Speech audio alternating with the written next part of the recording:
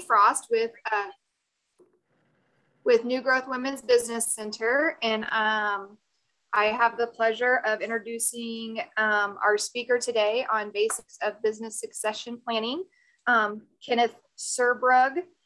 He's the director of the Center of Entrepreneurship at Missouri Southern State University, MSSU, and a business consultant with the Missouri Small Business Development Center, the Missouri SBDC. And I'm going to turn it over to him, and he's got some information. So we'll keep an eye on the chat and answer questions as we need to. Thank you so much. Thank you again for the opportunity to present today. The basics of business succession planning, such an interesting topic and very relevant in today's environment. So again, Ken Serbrug, Director of the Center for Entrepreneurship here at Missouri Southern and a consultant with the Small Business Development Center. So what that means, Small Business Development Center. So we're a statewide network funded in part by the state and in part by the Small Business Administration. So federal tax dollars, state tax dollars come together and they help fund this program. And this program, the SBDC, we act as the counseling or consulting arm of the SBA, where we provide educational resources to entrepreneurs, small business owners that are operating their business or they're planning to open a for-profit business. So what that looks like is we don't work specifically with nonprofits. We can train, and nonprofits can attend our training sessions, but we typically only work with for-profit entities. And that is in like a one-on-one counseling is done through face-to-face. So interacting face-to-face, it could be through a Zoom session or a virtual session, email or phone. We also do training events. I was just saying earlier, we just did a Y export to Japan. We got done with that less than an hour ago. So no rest for me today. And what I like to say is the SBDC, we're trying to grow Missouri's economy one entrepreneur at a time.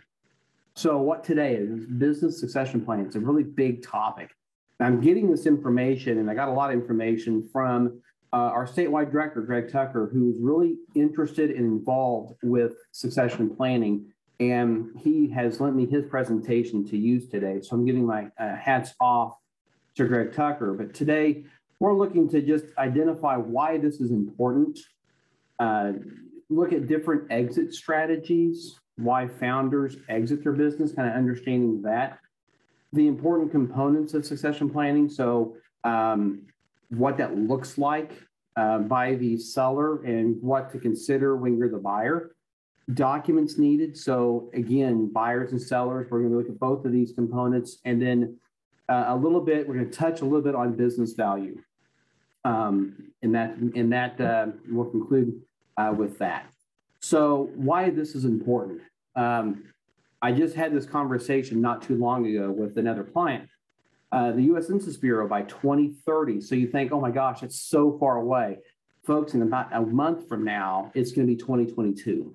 So we're looking at 8 years away. The youngest baby boomers, so the youngest in that generation is going to be at a minimum age 65. And you're thinking about, oh my gosh, we're talking about exporting to Japan earlier, and pharmaceuticals are a big export to Japan, and a large part of that is their aging population. And we're going to be doing that here as well in the United States. So again, by 2030, minimum age 65 years old for the baby boomers. Quote from Michael Evans from Forbes, family businesses account for a staggering 50% of the gross domestic product of the United States. That's a huge component that you're looking at here. And it's not just these small storefronts or website businesses, right? I mean, you've got 35% of the Fortune 500 companies are private or they're public companies controlled by families. You might look at me and say, give me an example. I don't believe that. I'll give you one example. How about Berkshire Hathaway that's controlled by Warren Buffett? Okay, Warren Buffett is the chairman of Berkshire Hathaway. Warren Buffett is continually ranked as one of the three top wealthiest human beings on the planet. And when he passes away, I talked about this in the 1990s, when he passes away, what's going to happen to the company? His spouse doesn't want to run it. His children don't want to run it. So what's going to happen? Will it be run the same way as it was run when he was alive? So there's an example of a large multi-billion-dollar company that's controlled by one individual, Warren Buffett. What we're talking about here is also what they call the blackout of Main Street. We're talking about small family businesses that are on the square, that are on Main Street, that you drive by one day and the next day you drive by and they're closed. And this is why this is so important. Instead of thinking, oh, I'm just going to sell my business just like you're going to sell a pair of socks, it's not that easy, okay? Another article in Forbes, third quarter of 2020. So that was just last year, right? Third quarter of 2020, 30 million baby boomers decided to retire. They just cashed in their chips. About a year later, a survey by Coventry showed that over 75% of those baby boomers that they reported, that they responded to and that they interviewed, they're planning to retire early. So it's not necessarily, I'm going to wait to age 72 or wait to age 75. They're saying, I'm retiring early. I don't want to work anymore. That's important. So people who were thinking, oh, I can sell it too, all of a sudden they're retiring and they don't want to buy your business. And there is not a significant emerging group of individuals coming up, okay? So it used to be baby boomers who might have been 40 or 50 years old, they're looking to buy the business. Well, those individuals, as we just saw, are older and they're not interested because they're retiring. Back in the 1970s and 1980s, you had a large number of women entering the workforce. That's not happening anymore. They're already there. Large waves of immigrants. We're not seeing that as much as we used to as far as like buying businesses, the blackout of Main Street, as I talked about.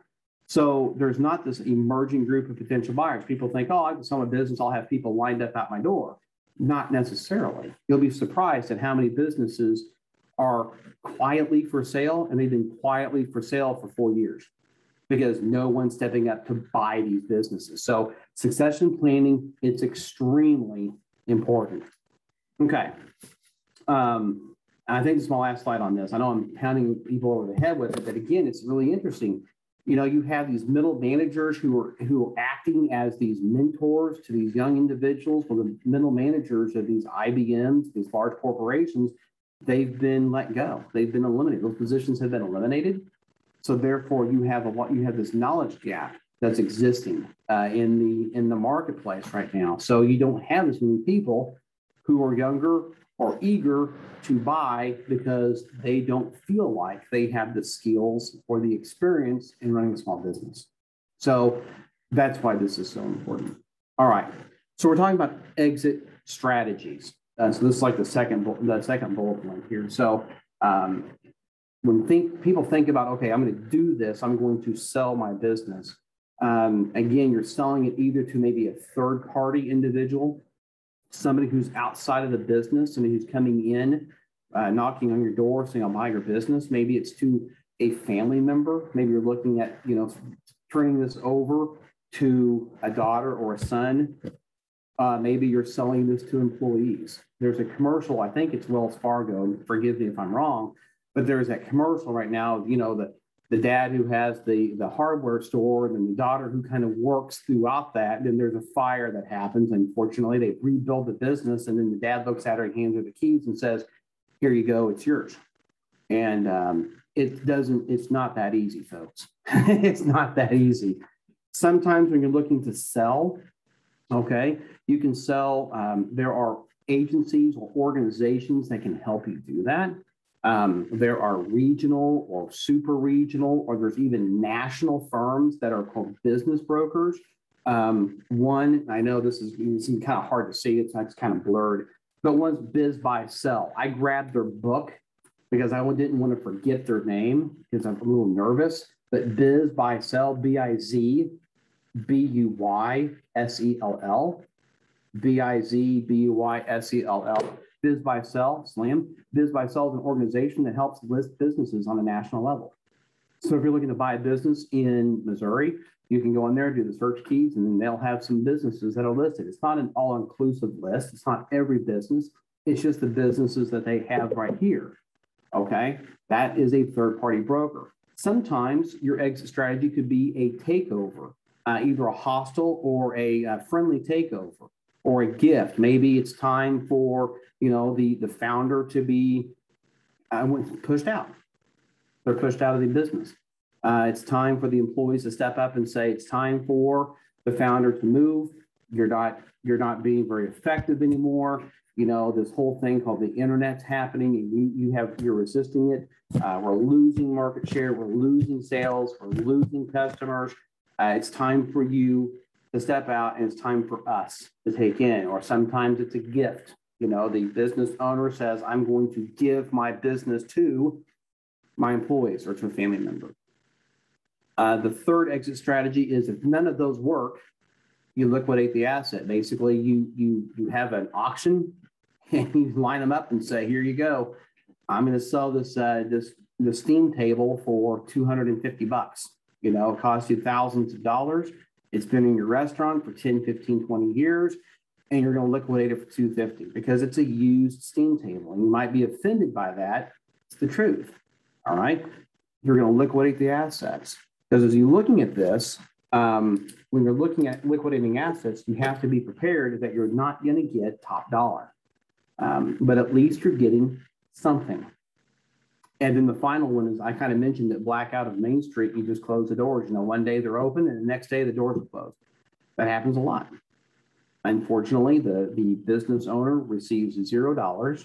When we have a restaurant here in Joplin, Hidden Acres, you may have heard of it. You may have kind of seen something in the news about it being reopened. But I mean, Hidden Acres, they still have the tablecloths on the dining room tables and the salt and pepper shakers, which I wouldn't use, and the napkin holders. I mean, it's just like they just showed up one day and the next day they disappeared. Like the doors were closed. I mean, they're still just there, like the cups and the plates and everything. It's on the silverware, it's still there. Weird, kind of odd, but sometimes business is closed. And when you close your business, you get $0 for it. All right. So these exit strategies, this is important. This is why it's important to understand there's not a long line of people looking to take over your business. And it's kind of important to understand what are your exit strategies. So what do the numbers say? When you do this accredited certified business planning advisor programs back in 2012, it's the latest I can figure out and figure this data. But you look at this, when you're looking at business owners, a third of them just hope to sell. They hope to sell. A third, they hope a family member or an employee is going to buy the business. Maybe they haven't talked to their son or their daughter. And then a third will just close and walk away and receive $0 value. So you've worked this business for X amount of years and you're just going to close the business and walk away. So is hope a good strategy? I would say it's not. You have the hope, but then you have to work it to make it into a reality. Okay. So success rates. So if you're looking to buy a business, if you're looking to sell a business, right? The success rate for a new business starts roughly 50%. And that's from the Small Business Administration. They'll sit there and they'll look at you and say, hey, it's about 50%. You got a 50-50 shot of making it. Some industries are higher than others, but roughly speaking, 50-50. If you're a non-family member buying a business, your success rate goes up by 20%, it's 70%. So now all of a sudden your success rate is higher for a buyer of a business if you're not a family member. So you have a better chance of making it if you're not a family member and you're buying a business. But look at this. You think to yourself, oh, I'm going to sell it to my daughter, my son, let my family take it. There's a 30% success rate for family succession. And when you're talking about a third generation, so, you have granddad passes over to dad that passes it over to son or daughter, or whatever, grandmother to mom to son or daughter, whatever, you've got a 30% success rate. You might think to yourself, well, but that doesn't make sense. The formula must be already there.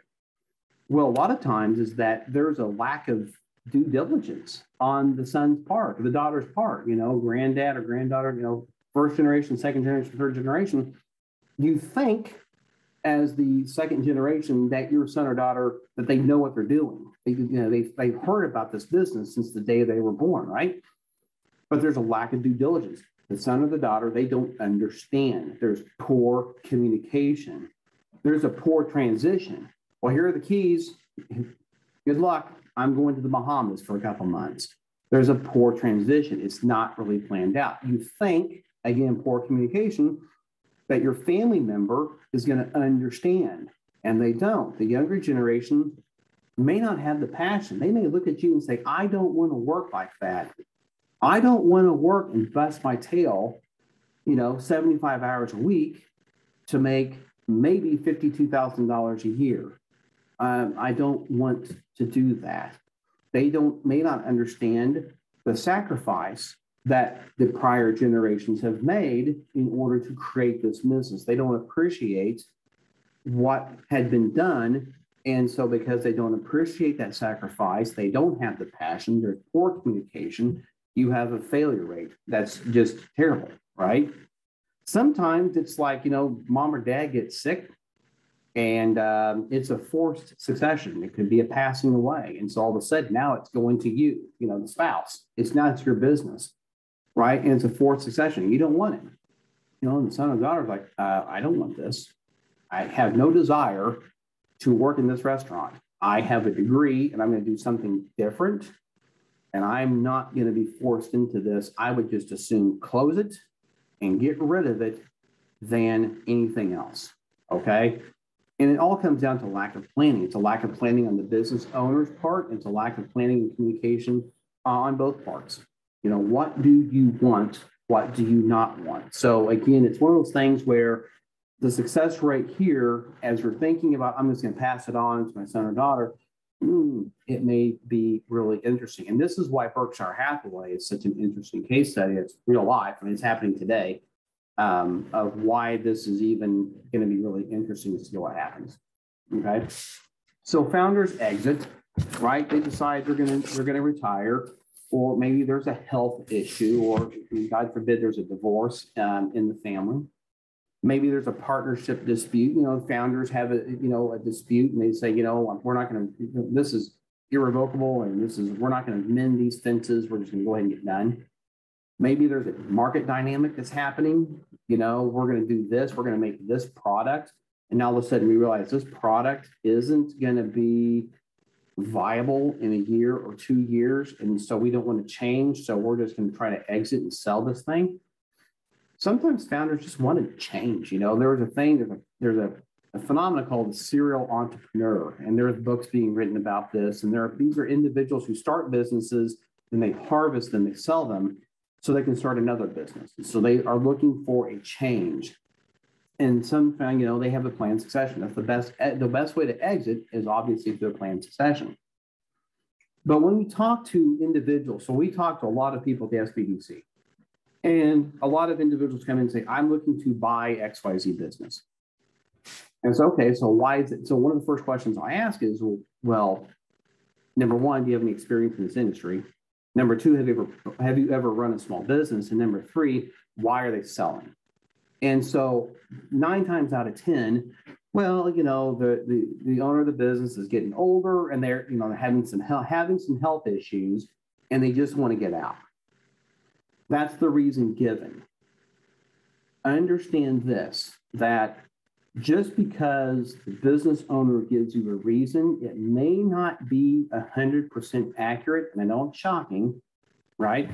It may not be 100% accurate. It may not be true to the real reason for selling the business. Yeah, it could be given in health, but guess what?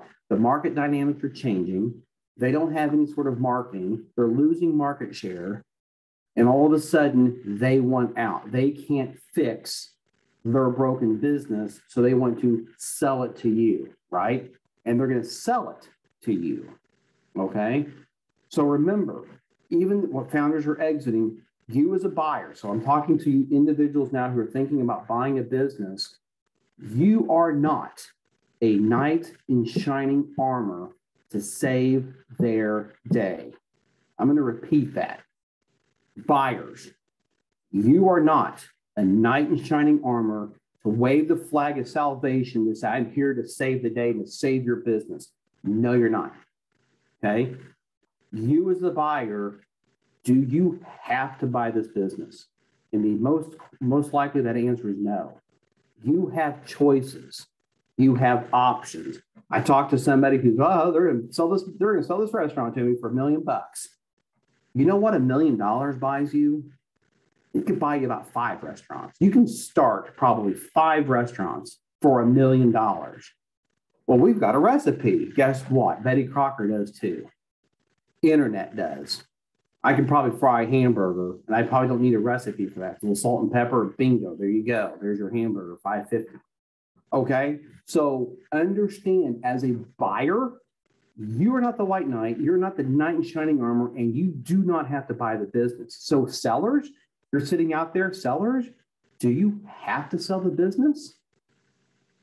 Most likely the answer is you probably do, because you may want out. You may want to retire. All your friends who are working down here at the plant or working here at the hospital or working wherever, they're all retiring and you're slaving away 6 days a week, busting your tail, trying to make a buck. And you're like, I'm done with this. I'm tired. I want to change. I want to retire. So you're looking to sell, but the buyer, they don't have to buy your business. Guess what? You have a restaurant, good for you. I can open a restaurant too. And I can open it for a lot less than what you're looking to pay me. Oh, I can buy that 42-year-old, fry machine. What do you do? I can buy a brand new one, right? You don't have the market for that. So again, when you're looking at these reasons, buyers and sellers, buyers, it may not be 100% true what the seller's telling you. You do not have to be the savior of the business. Buyers, you can start your own business. Sellers, you need to understand that. You do not have the multi-million-dollar idea. Because if you did, we had no problem selling it, right? So anyway, that being said, I'm going to move on to the next slide here. So timing is a major issue here. So when you're looking at selling or buying a business, when do you plan to exit? A lot of people think I have to sell my business on December 31st. So on January 1st, there's a clean break, and it's true, but it doesn't have to be January 1st, December 31st. Okay. An average successful sale or transition takes at a minimum 3 years. Okay. So if you're thinking about selling your business next year, you're probably 2 years behind. It takes 3 years. And it takes 3 years, and we'll talk about this a little bit later on. It takes 3 years for a family succession, like you're going to hand it over to, your spouse, you're going to hand it over to somebody else, whatever that looks like, it's going to take 10 years. So they can really fully appreciate. So think about this. Here you are, you're a third generation. Mom and dad have run this business, and you're going to go in there because you used to go in there as a kid and ride your tricycle all over the manufacturing floor. Those people who used to watch you ride your tricycle could still very well be working for you. They've seen you grow up, and now you're going to be their boss. You're going to be the owner. You don't know anything about this business. It's going to take you 10 years to figure this thing out. You might think, that's not that hard. You saw the slides earlier. 30% chance of success. And it's even lower on third generation. So if you're thinking about family, you've got to plant that seed now, because it takes about 10 years. And there's an anticipated shortage of buyers. So again, we talked a lot about that. So again, as you're thinking about doing this, 3 years, 10 years, there's a shortage of people. If it's not going to be a family succession, then you're going to take a little bit longer to get this, to make it right. I've talked to people who have walked in, they supply a business, a manufacturer will say, and they say, hey, is your business for sale? And sure enough, they said, you bet it's for sale. They do a little bit of due diligence, they buy the business, boom, and it's theirs now. Okay. It's taken them about 4 to 5 years. And they're lucky because they have other income streams that help support their lifestyle. But it's taken 4 to 5 years to kind of get everything organized and done. 4 to 5 years. And they just bought it just hand over fist, just right here. And they know, talking to them today, they know it takes a while. that's just a rare instance. Expect 3 years for that. And then think about your financial goals. You as a buyer and then as a seller, think about your financial goals. That's really important as well. So timing is a major issue. So think about that as well. Team of experts. So you're not going to do this alone. You shouldn't do this alone. You kind of need to have an idea of who's going to be on your team. So sellers, you're going to have a team. Buyers, you're going to have your team, right? So you're going to have these two teams. It's not adversarial so much as like you're trying to lock heads and beat each other up, right? You're trying to work together, okay? So you need an accountant and a financial planner. You might need a broker, but you're probably going to need an attorney, right? You're going to need an attorney. Most likely a lender. Take a look at your insurance agent. I've got a story about that. I'll go ahead and tell it because I can. So insurance agent. So you might go and look at this business and you'll have an insurance agent on your team who's going to say this insurance, for this building and for the property and for whatever else you're looking to buy, it's going to cost you X amount of dollars. And then the seller is going to say, it's not going to cost you that much. My insurance agent over here has it, I've got it $400, $500, $600 a year less. That's crazy. Well, then you come to find out that the seller, their insurance agent, had it insured wrongly, it was incorrect, or it was underinsured by a tremendous amount. And then all of a sudden, that opens up a can of worms too. Because if this falls through, the seller now knows that their insurance agent doesn't know what they're doing, or they're trying to give the guy a break, or the business owner a break. Oops, you're wrong there. And so now all of a sudden, they have to get this place reinsured. They have to think about their insurance needs. So it's really important to understand your insurance needs as you're looking to buy or sell a business. You might need a business consultant. Like I said, there's these brokers or agents. You can also ask other business consultants. SBDC can be thrown in there as well if you want to work with an SBDC. Now, we can't give legal, we can't give tax advice. So those are the two things that we cannot do.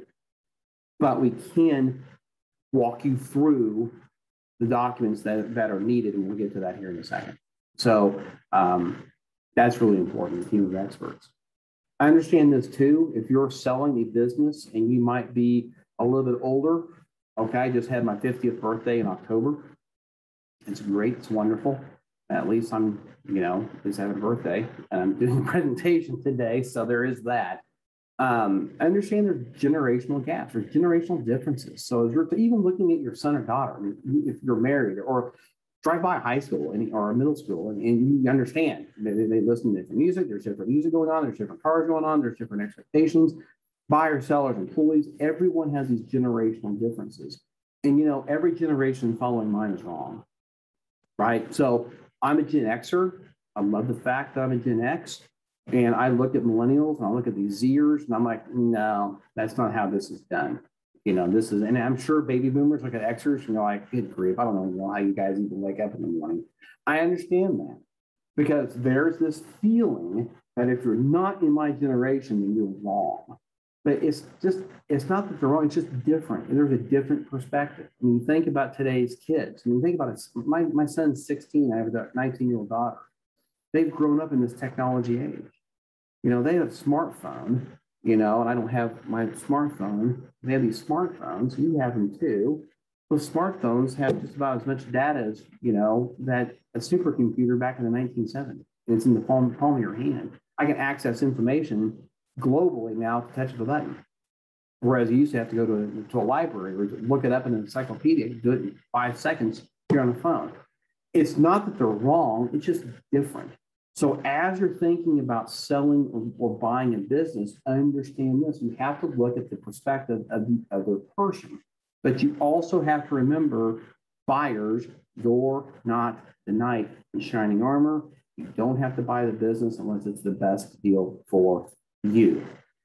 So here you go. So this is documentation. So when you're looking to buy a business, again, this is something that I talk about. It's like, do you have your tax returns and financial statements? Those are two different things.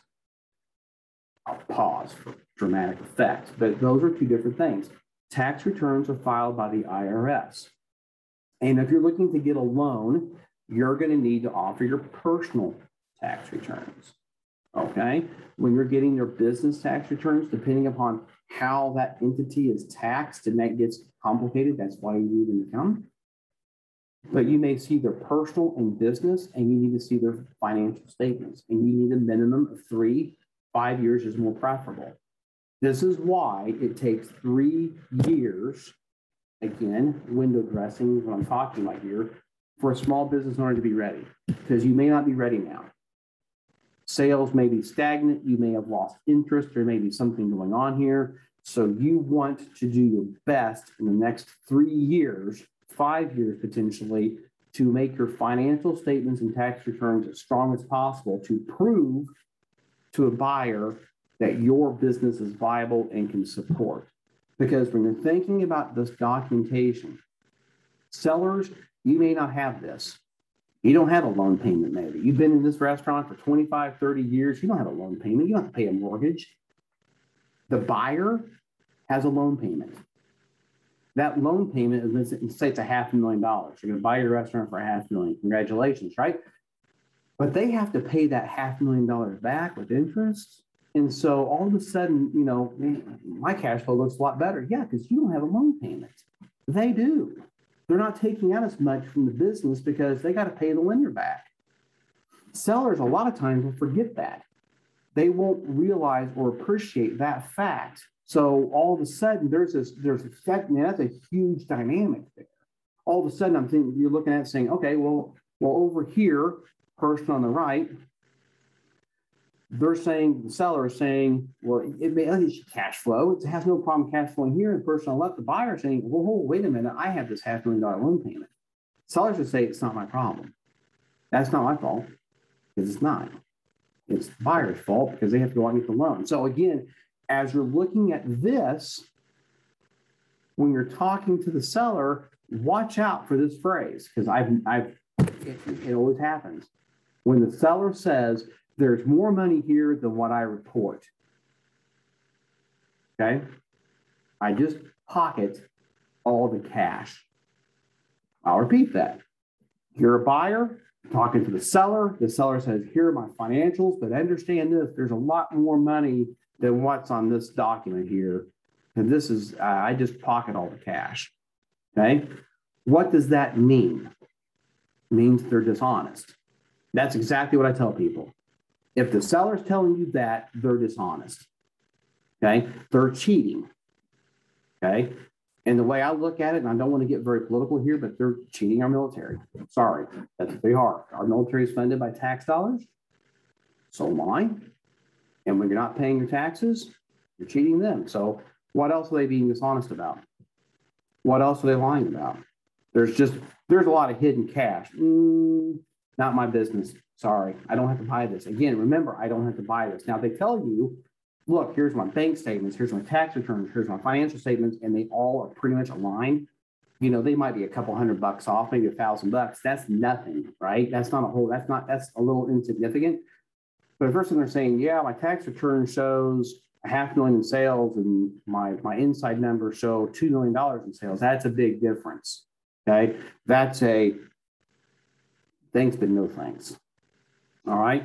When you're looking at documents, what kind of contracts do you have? What kind of strategic plans does the owner have? What kind of employee agreements? Do you have those? Do you have a standard operating procedures manual? Do you have partnership agreements or, you know, your intellectual property? Who owns that? Is it the business or is it the owner, the seller? Do you have any sort of inventory detail? Well, we haven't done inventory in 20 years. Well, that's key because nope. You're going to do inventory today because I'm not buying the business if I don't know what's on that inventory. And believe me, I've seen a lot of these financial statements where the inventory amount, oddly enough, never changes from year to year. You're telling me that you have $30,000 in inventory in the last 3 years. Your sales have gone up, but your inventory stayed flat. That is what I would call a red flag. That's something to investigate, right? So again, I'm not saying it's good or bad. I'm just saying sometimes when the buyers come into this, They were so excited. I'm going to buy a business. I'm going to be an entrepreneur tomorrow, or I'm going to do this, and this is going to be so exciting.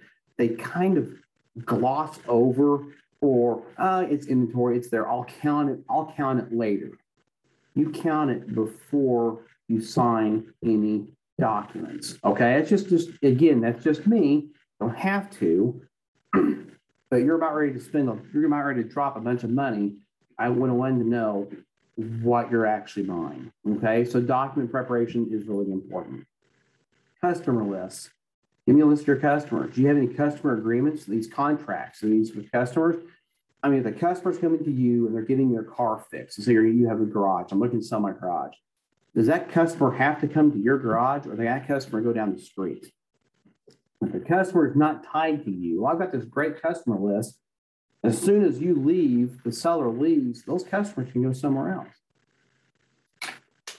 And if they're going somewhere else, all of a sudden, how are you going to pay back your loan? How are you going to pay your employees? Excuse me.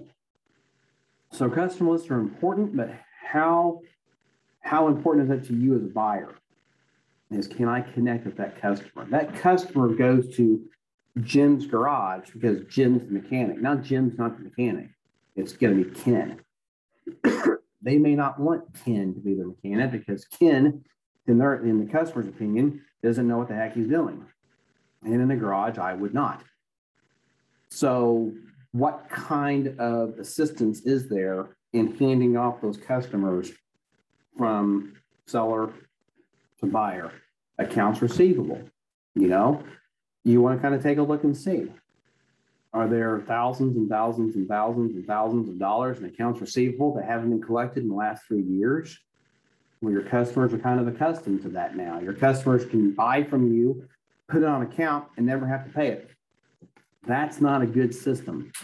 That's a system ripe for failure. Or it could be that, they paid those bills. We just can't clean it up because we don't understand how to do that in QuickBooks. So that's fantastic too. Now all of a sudden, it's going to question everything they put into their financial statements. Everything that's put into QuickBooks now is in question.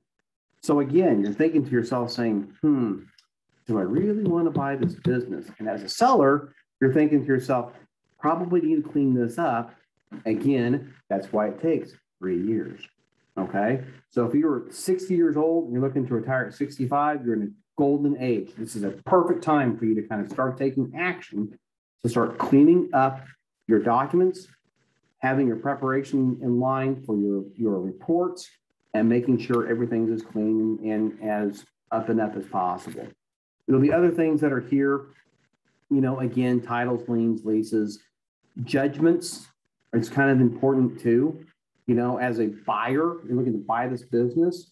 You're not looking to buy their business per se. You're looking to buy their assets. Maybe you're looking to buy the building and land and everything else, the equipment, but you're going to possibly change the name. So again, you're talking about an attorney, accountants, experts in those fields to kind of figure out what's the best way to approach this. Because if it's Jim's Garage, now it's going to be Tri-State Garage. Well, no one knows Tri-State Garage. They have no idea what the heck's going on here. So I guess Jim's is closed. I'll go down to Mike's, or I'll go down to Sarah's, or whatever, right?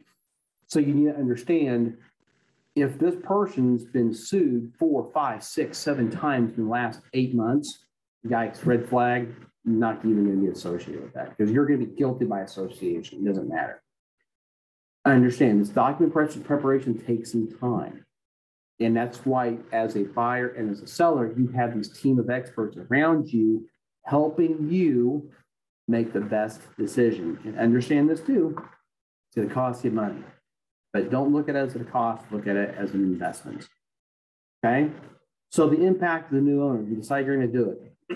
70% success rate, your non-family member. What's this going to look like as far as a transition of ownership? Right? So as you're looking at this transition of ownership, how long will the existing owner be around, and when are they officially going to pull out? You may set a timeline for 1 year or 6 months, or you may have this artificial timeline. The owner's going to be here for 6 months, and you come in, grab their cup of coffee at 7:30 in the morning, sit in the office and kind of chuckle and say, I don't have to worry about this anymore. And you as a new buyer are going to say, yeah, you do, because this is really important. I have to make this work, or your baby is going to be gone. That's not what they want to. They don't want to see their business go up. They don't want to see this fail. They want to see you succeed. So what's that transition look like? How are the customers going to react? Someone walks in, hey, Jim, I'm using this example, so forgive me. Hey, Jim. And Jim needs to say, hey, Clint, you need whatever. Let me introduce you to Ken. Ken here is going to be the new owner here in the next 6 months. He's taking the business. Oh, have I got some stories to tell you? I said, yeah, great. We'll grab a beer. Or we're going to grab some coffee. Or you can tell me all about this guy. But anyway, how are these customers going to react? They may ask you, are you qualified? Are you certified? Do you have all these types? And you can say, yeah, I've been doing this business for 10 years. I've been working at these different places. I've worked on this car, this truck, whatever. All of a sudden, they may be like, sounds like you got yourself a real winner. I may like you more than I like this guy. Okay, so how are the customers going to react? When you as a buyer buy the business, that impacts your company's culture. All of a sudden, you have a new way of doing things. A different example might be all of a sudden you've got different reporting structures, or you have different control structures. Well, all of a sudden that's a different change in your company's culture, and you may have employees say, I don't like that. I think I want to quit. Or it's so loosey-goosey that you're like, hey, we're not going to change a thing here. We're just going to keep going and just be this free cross-functional team. And you may have employees say, I want structure. I'm looking for more structure. And if you're not going to provide more structure, probably going to quit. So you have to have these conversations with the employees before you sign the check, before you sign the bank paperwork, that this is happening. Are the employees going to stay? Are there some sort of agreements? You can take their word for it. Again, talk to a legal expert on this. The employees have free will. They can quit anytime they want to. So again, it's a really important thing. If you've got 3 key employees, they all decide to leave, then what's that leave you with? Leaves you with an empty bag and probably a failed business. So that transfer of power, that employees staying, all these things are really important.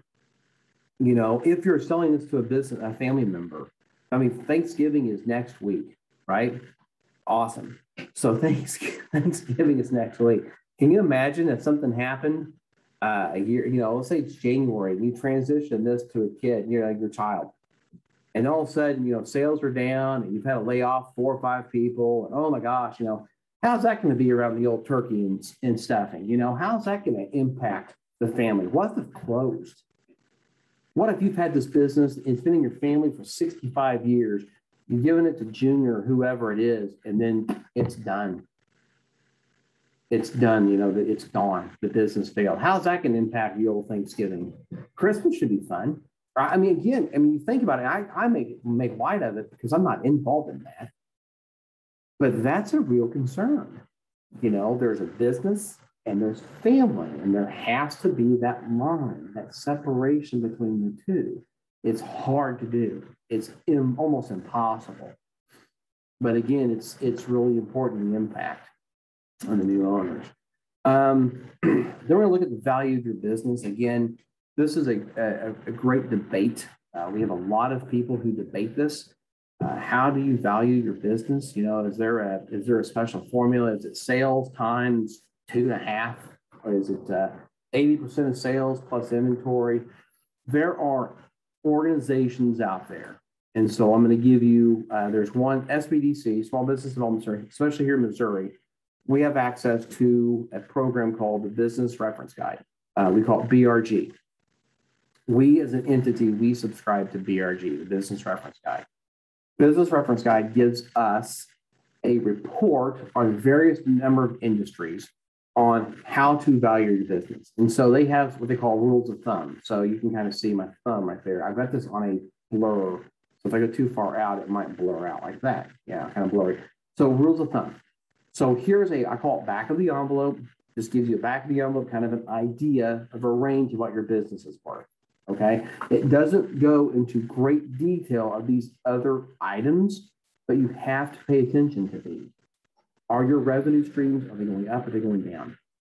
Is your equipment old, or is your equipment up to date? Are there changes in the laws and regulations that are going to require you to invest more heavily in equipment? A few years ago, for example, the trucking industry, especially here in Missouri, was impacted by a ruling over in California that there was emission standards. And so you had to have this modification on your semi if you were to go into California to meet their emission standards. It wasn't nationwide, it's just in California.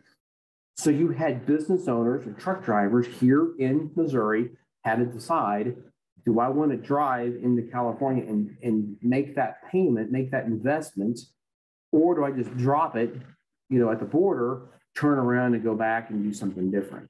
So there's this business model where there were people saying, I'm going to invest in this equipment upgrade, the second bullet point here, because I know a lot of truck drivers that don't want to do that. I'll take it. I'll take that route. I'll take that route at Colorado or Nevada, or whatever it might be. I'll take that route. Boom, I'll go to California and I'll make bank. I'll just do that all day long. I can take it in, pick up a load and take it out. So that equipment change. Are there changes in the equipment that are going to be needed for your business? Is the land, are you in a floodplain? These things change all the time. So are you in a floodplain? Is the building's good? We got a new roof back in the 1940s. Well, that's absolutely fantastic. But maybe, just maybe, you might need a different building. Is the building going to be big enough? I talked to a client this week. They built a brand new building, and guess what? Like, yeah, we should have built it bigger. Yeah, we're going to have to probably expand in 2 years. Yeah, we made a mistake on that. Again, you're rolling the dice sort of in a way. Here's your plan. This is what we're going to do. You have great success. Now all of a sudden you need bigger. So do you have the land to do that? What about employees? How easy is it to hire employees today? It might be easy for you to hire, but you got to find them, right? So again, we're talking to students. I'm talking to business owners over here. It's like, well, our plan is to hire 5 more people. When? How's that going to look? What kind of qualifications do you need? What certifications will they have? How easy is it for you to find employees? I wish I had that answer. Intellectual property, cash flow. So again, all these things, goodwill, blue sky is really important too. A lot of banks don't like to lend on blue sky and goodwill because there's nothing there. Goodwill and blue sky is the business assets are worth, let's say, $1 million, and they're selling the business for $1.5 million. So that $500,000 difference. So the business assets are worth here. The business being sold here, it's that gap is called blue sky. Banks really don't like, or lenders don't like to finance blue sky because there's nothing there. There's no value there except for the difference between what you're paying for it and what it's actually worth. It's goodwill on blue sky. Getting that down to as low as possible is the best thing you can do. So how much goodwill of blue sky is there? It's the value of the business name. Old man McDonald's done a pretty good job, building a restaurant empire. But, Steve's Shake Stop over by the sea or on the beach or whatever, or out by the lake, doesn't quite have that business name. Oh, everyone knows who I am. Oh, really? You've got 18 followers on social media. I would say that nobody knows who you are. So again, what's the business name? Are you going to assume it or not assume it? Customer lists are also really important. You're looking at this. So you're looking at increasing a company value. Never fails. When we start to cough, I'm on these things. So again, you're looking to increase your company's value. Again, 3 years, 5 years as a seller. Make sure you've got a good upward growth trend in sales and profits. And you might have a dip in sales, not just because of COVID, but you may make this decision, I'm not going to sell quite as much, but I'm going to focus on my expenses and I'm going to have a bump in profits. So yeah, my sales went down 5%, my profits went up 8%. And I don't take home sales, I take home profits. So as you're making that decision, make sure that you write that down. Make sure that that's in some sort of note. Make sure, that you have that documented. If it's a board situation, if you have an advisory board, if you're sitting here looking at this as a family members or walking around, make sure if you're doing this to write that down, because what happens if you die? And then all of a sudden you're trying to sell the business. Well, looks like your sales are going down. Looks like this isn't worth as much as it was. Well, here's a note, and it's signed by an accountant, or it's signed by the board, it was signed by somebody else. No, I don't know what it is. That there was a decision made on December 10th that next year they're going to focus more on profits and less on sales. So now all of a sudden you've got proof. So then all of a sudden, but look at our profits. Look at our bottom line. Our bottom line went up by 8%. Low. Now all of a sudden you got some ammunition as a seller. Okay, you got something in your back pocket. Do you have a good location now and in the future? I mean, is it a good location? Do you have a good demand for your product? Are the market changing? Do you have marketing that's focused on a defined market segment or market segments, right? So are you just kind of willy-nilly out there, hey, here we are, or are you really targeting specific defined market segments? Because if you're specific and defined, it's going to help you increase your market value. You have trained staff. I mean, can your staff do the job? Can they assume the responsibility? So if you're gone for a week to go on vacation, can your staff do the work? Okay. Do you have reliable financial statements? We talked about that. Do you have good management reports? Do you have good control set up? You know, we do an annual review of all of our employees. Well, can I see the document that you use to? I don't need to see the reviews. I just need to see the document that you utilize when doing the reviews. Oh, we just use a blank sheet of paper. Oh, that's awesome. That's not just a nightmare waiting to happen, is it? Again, real life, this is what happens. I mean, we don't have a good control system, or, yeah, we just don't have that. It's not here. Well, can I get it? And then they never show it to you, which means that they don't, a lot of words, no actions behind it. So talk to employees. You ever been reviewed? Yeah, I got reviewed once. I've been here for 8 years. Holy cow, what's going on here? So again, good controls. What's going on there? Up-to-date facilities and equipment. I talked to a client who's thinking about selling their business. And again, I asked him, I said, you haven't really updated your equipment in a couple of years. Is that going to hurt you down the road? And he's like, yeah, probably. It's probably going to impact my value. But if I buy the equipment, then I'm in this for a longer period of time. So there's a trade-off there. Yeah, I could buy the equipment, or I can sell it for maybe a little bit less, but I'll have a better chance of selling it, knowing that this is going on, and I can make that statement to a seller.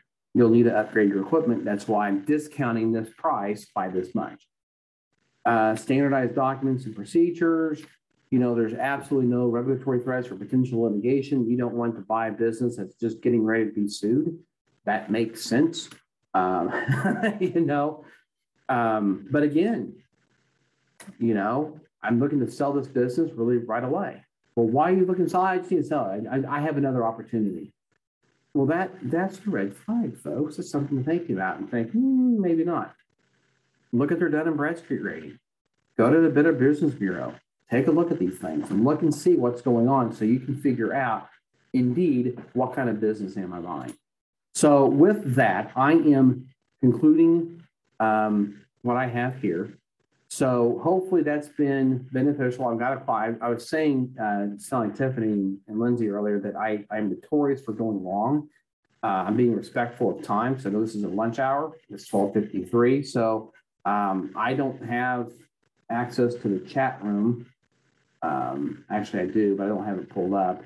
But does anybody have any questions? And I'm going to go real quick just to say thank you for letting me do this today. For those on the call today, we'll send out an evaluation form to you in the next couple of days via email. If you have any questions or anything, please don't hesitate to give me a call. Our phone number at the office is 625-3128. Our email to the center is this. Be more than happy to help you out, answer some questions. Again, we can't give legal or tax advice, but we can kind of walk you through that process. So when you go talk to an expert, somebody there, then you'll have an understanding of what they're talking about. So again, thank you again so much. That's it. Okay, Ken, I'd like to thank you for your time and your presentation. Lots of good information. So again, he has left his information, and if you've attended the webinar, we will be sending out the link to watch and all of the information in PowerPoint. So be looking for that. At this point, there was no questions and answers. So I appreciate your time for lunch. Okay, thank you. And spending that. So we'll talk to everybody later and be watching for more webinars to come in December. Thank you. Thank you. Bye.